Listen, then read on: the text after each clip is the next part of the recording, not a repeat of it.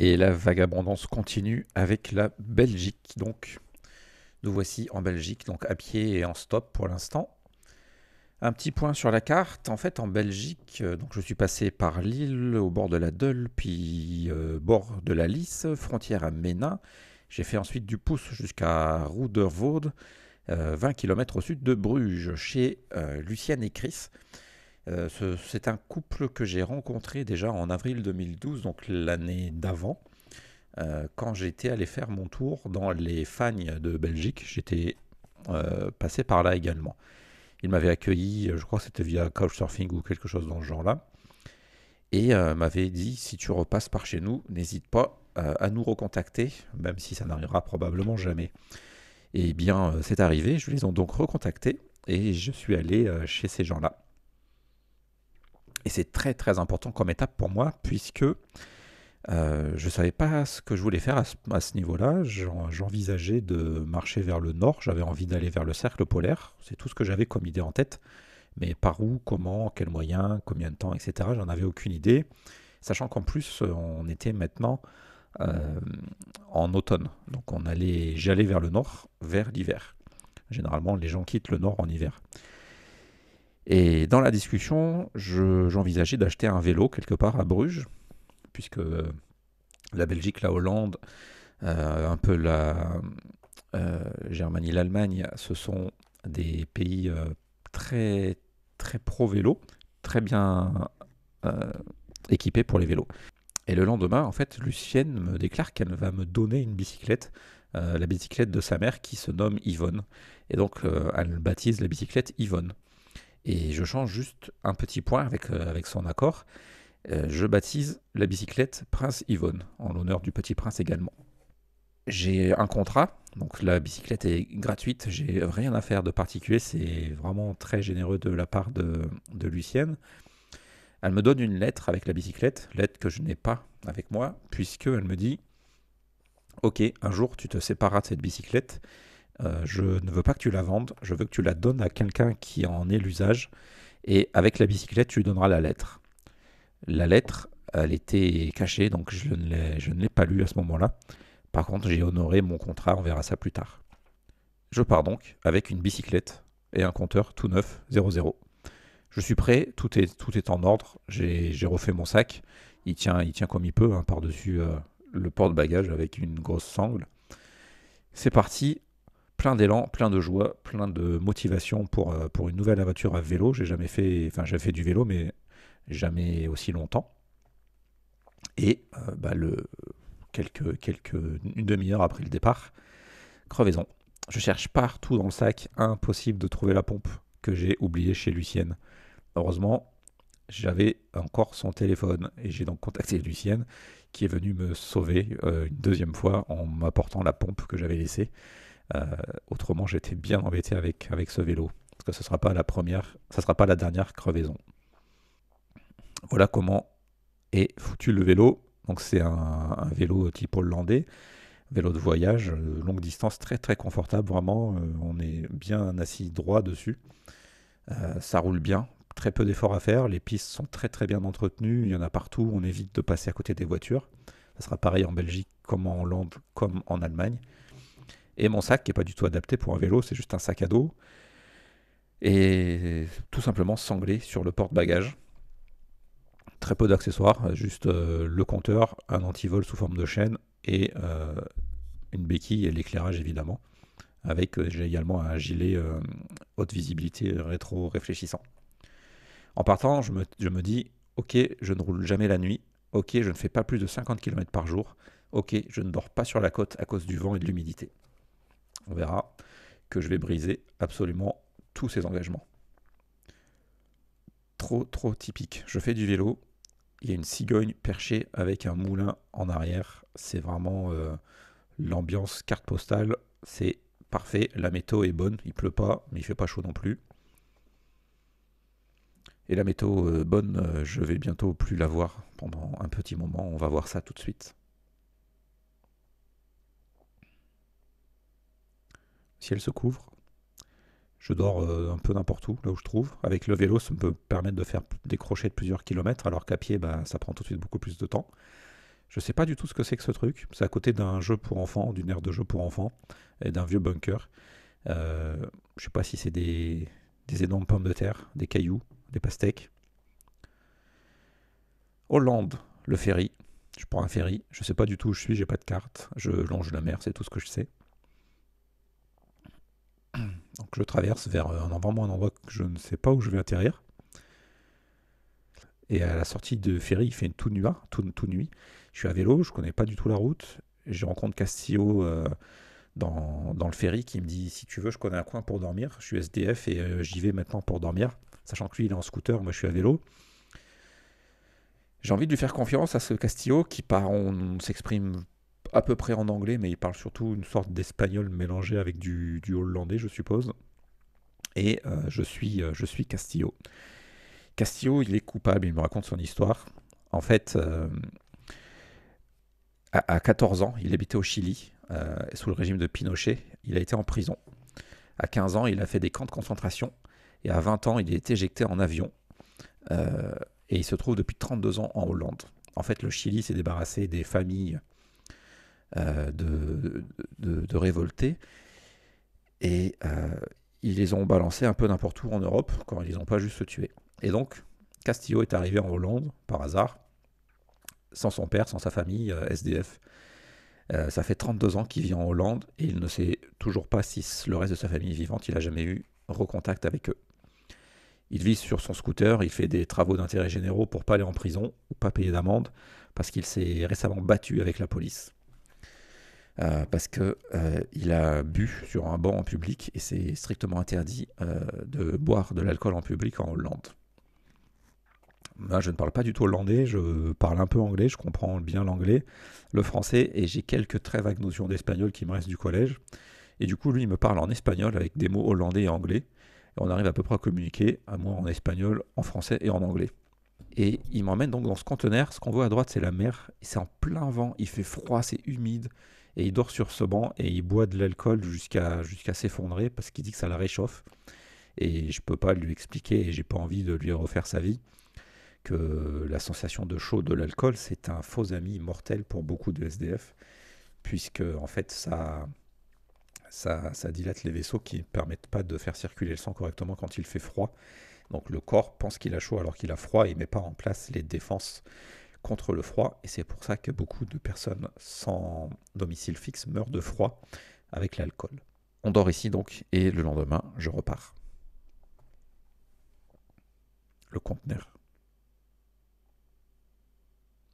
Et la météo, là c'est plein jour, on devine qu'il y a du soleil, mais on voit rien, mais c'est magnifique en même temps. Il fait très froid, beaucoup de vent, c'est très très humide hein, parce que je suis dans l'eau, enfin dans l'eau, je suis au bord de la mer et puis les nuages sont au ras du sol. Donc en Hollande, je suis une piste à vélo qui s'appelle LF18 ou 1B, je sais plus, et c'est censé me mener jusqu'au Danemark.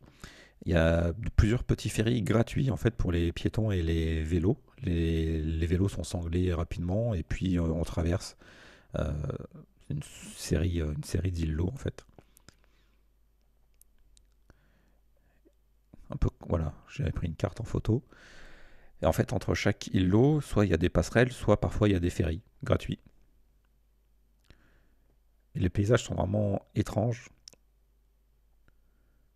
très mélancoliques, avec des rafales de vent, des rafales de pluie. Parfois pas de pluie toute la journée, mais cette météo particulière. Les pistes très peu entretenues en cette période de l'année.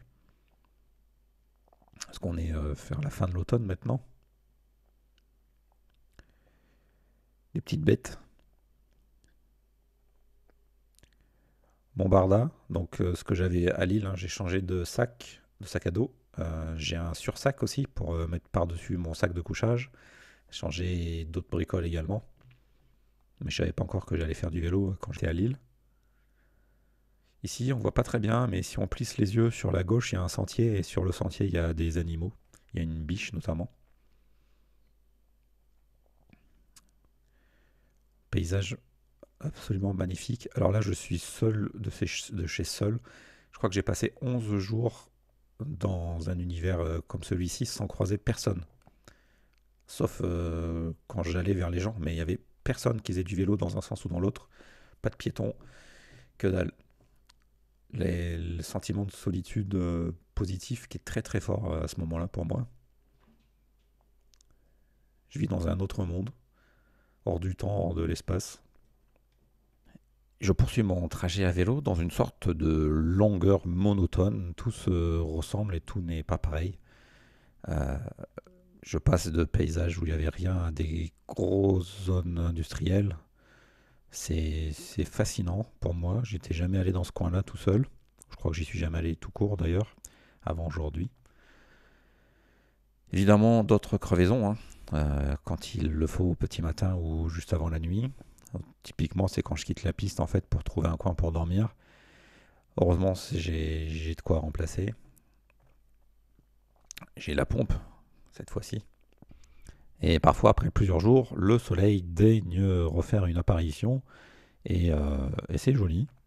Ça ressemble pas mal à la Bretagne par moment, mais ça y ressemble pas du tout à d'autres moments. Quelques rencontres pas forcément rassurantes. Je suis pas du tout au milieu d'un pâturage, c'est les bestioles qui sont en semi-liberté en fait. Un grosse vache avec de la laine là, je sais plus comment ça s'appelle. Scott, vache écossaise peut-être tout simplement.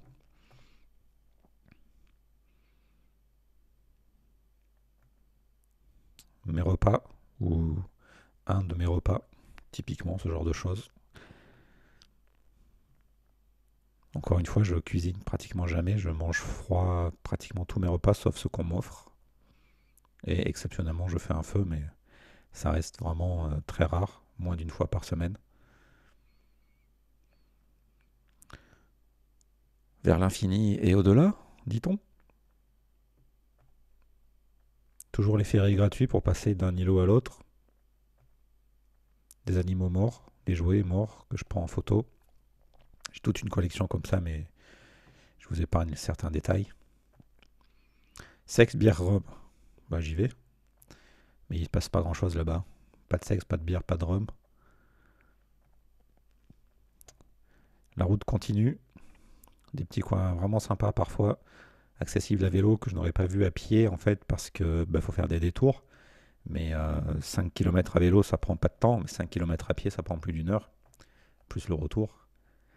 Alors qu'à vélo, quelques tours de pédalier et puis c'est bon. Le matin il commence à faire froid, hein, il gèle maintenant, la rosée gèle complètement. Et voici Deutschland, l'Allemagne. C'est limité à 50, je pense que je ferai pas d'excès de vitesse. Ça se ressemble, c'est tout pareil. Et ici, avec un contact, je crois Couchsurfing, ou quelqu'un que j'ai rencontré, je ne sais plus, un des deux, hébergement à Bremerhaven, je crois, ça s'appelle. Je reste presque une semaine là-bas. C'est une personne qui est dramaturge au théâtre municipal. Et du coup, je passe une semaine avec les différentes personnes autour de ce théâtre, qui parlent allemand, un peu anglais, pas français, quelques mots. Je regarde une pièce de théâtre pour enfants en allemand. C'est une expérience intéressante, sachant que je ne parle absolument pas allemand. Mais c'est fun, on s'amuse bien. On discute malgré les différences de langue. On communique par d'autres moyens. Typiquement, on fait des signes, on parle quelques mots hachurés dans différentes langues avec des petites passerelles et on fait des dessins pour communiquer. Et donc ici, en Allemagne, dans un coin paumé, après plusieurs jours de vélo, je mange de la ratatouille. Voilà, tout ça pour ça.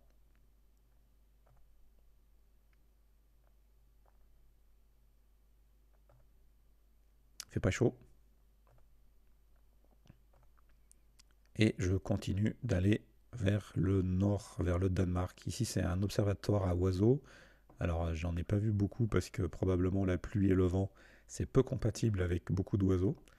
Mais c'est un abri dans lequel je peux m'abriter surtout du vent et de la pluie.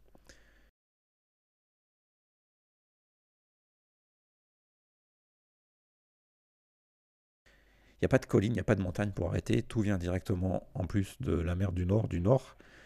Et, c'est particulier. Ici, il m'est arrivé quelque chose d'intéressant. J'étais debout, en train de chercher où j'allais dormir. Et il faisait ce temps-là, on ne voyait pas grand-chose. Et d'un coup, j'ai senti une percussion sur ma tête. euh, Comme un coup de vent ou quoi qui aurait enlevé mon chapeau, mais pas du tout. Je regarde autour de moi et rien. Et je ressens une deuxième percussion sur ma tête.